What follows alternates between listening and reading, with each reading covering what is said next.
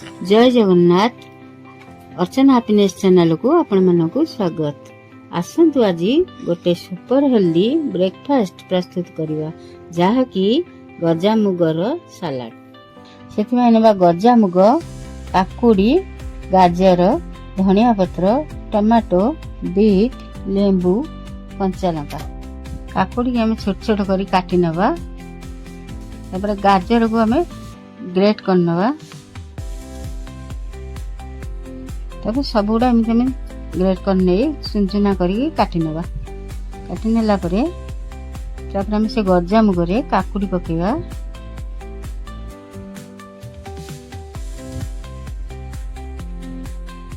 तापर गाजर टिके पकेवा।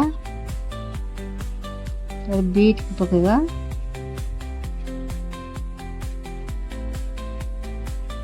तापर टमाटो पकेवा। तापर धनिया पत्र पकेवा। तापर कंचा लंका पकई लेंबू चिपुड़ी नवा।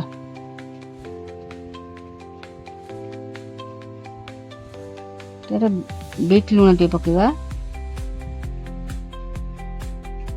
तापर गोलमरीच गुंड अल्प पकेवा।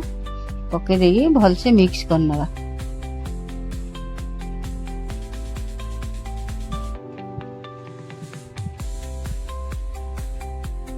तापर धनिया पत्र अल्प गार्निश करना। रेडी हो गला हमर हेल्दी सलाड।